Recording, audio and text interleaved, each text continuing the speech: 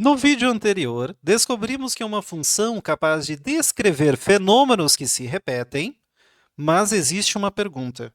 Por que algumas ondas são mais altas? E por que algumas se repetem mais rápido do que as outras? A resposta está em dois controles muito importantes. Vem que o William te explica.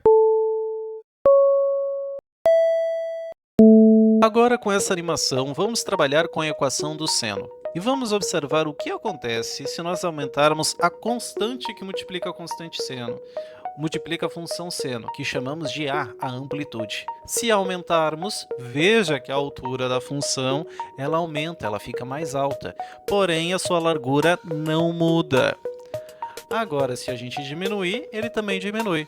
Agora, se fizermos o contrário, aumentarmos ou diminuirmos o período, o que vamos mexer? Vamos mexer, então, na quantidade de voltas, ou de vai e vem, que seja em função de x, que vamos chamar de período. Vamos aumentar ou diminuir esse valor de período.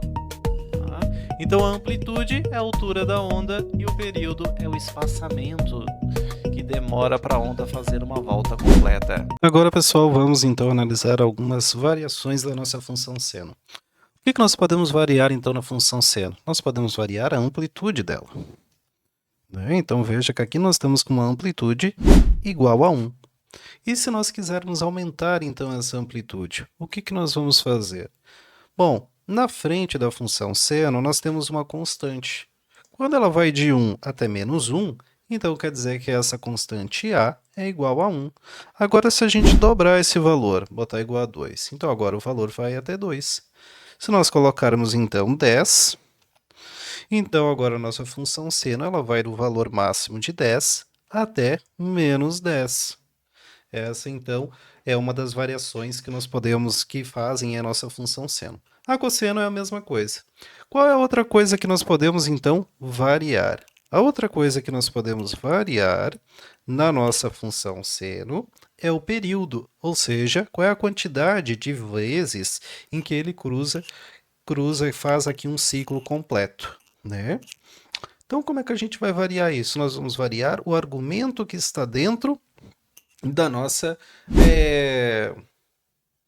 dentro do parênteses, do argumento.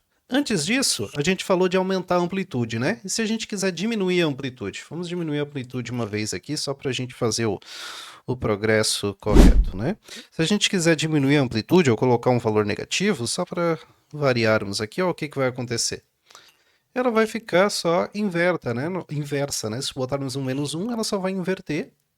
Se colocarmos, então, um valor diferente de 1, mas maior do que 0, ela só vai ficar menor, né? Ela só vai ser aqui proporcional. Mas se ela for negativa, ela vai também mudar o sentido, né? Tudo que era positivo vai ficar negativo, então ela fica meio que defasada aqui, 180 graus. Né? O que é diferente da função cosseno, né? Sendo assim, é diferente ainda da função cosseno. Então, vamos tirar essa última.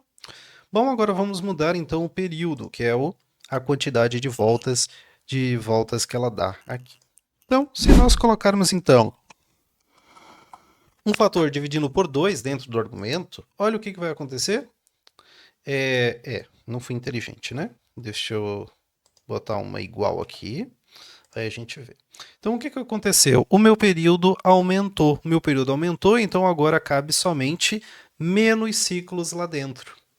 Né? Vai caber menos ciclos. Se antes cabia 2 ciclos, agora, ó, veja, ó, 1, 2. Agora o vermelho só cabe 1. Então, deixa eu botar os dois na 10, que daí fica melhor o zoom aqui pra gente também. Ó. Então, antes cabia 2, né, que é um amarelo.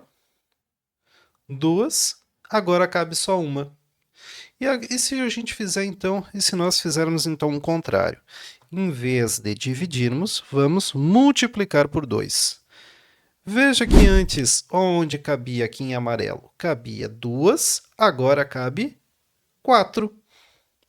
Então essa é uma forma de mudar aqui o período só trabalhando com os argumentos e com a constante que multiplica então a função seno. Vamos trabalhar mais um pouco aqui então com a função seno. Uma das aplicações disso, dessas funções periódicas, é o quê?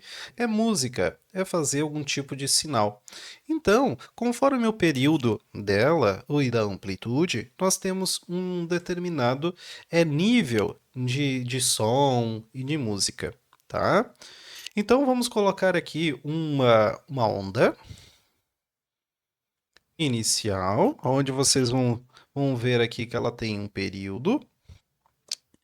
E então ela tem o primeiro aqui. Agora, se a gente começar a aumentar a frequência significa diminuir o período. O que vai acontecer? A nossa próxima onda, ela cabe duas no lugar daquela que cabia uma só. A outra cabe 4, a outra cabe 6 e assim por diante, né? Então veja, ó, tenho vários tipos de onda, cada uma pode gerar um som aqui diferente, né? Cada uma pode gerar um som aqui diferente. O somatório de todas essas ondas, ou cada uma, eu posso chamar de harmônico. Quando eu somo todas elas, eu tenho um somatório dessas ondas. E o que não resulta, até tentou resultar um valor aqui embaixo, né? Num somatório. Isso nós vamos observar quando a gente for trabalhar disciplinas específicas sobre esses conteúdos, né? Aqui é só para a gente exemplificar, então, o conceito da utilização e da importância da função seno, e variando, então, o seu período, né? Variando o seu período, diferentes ondas, tem diferentes períodos, e também o seu amplitude, né? Sua amplitude, do mínimo até o máximo. Hoje descobrimos que uma onda possui dois controles fundamentais, um que controla sua altura e o outro que controla a sua velocidade com que ela se repete. Com apenas esses dois parâmetros, conseguimos criar uma enorme variedade de comportamentos oscilatórios. Mas agora vamos mudar completamente de cenário. Até aqui estudamos funções que cresciam, oscilavam ou apresentavam barreiras. No próximo vídeo vamos conhecer uma função que cresce de uma maneira muito diferente. Um crescimento que acelera cada vez mais. A função exponencial.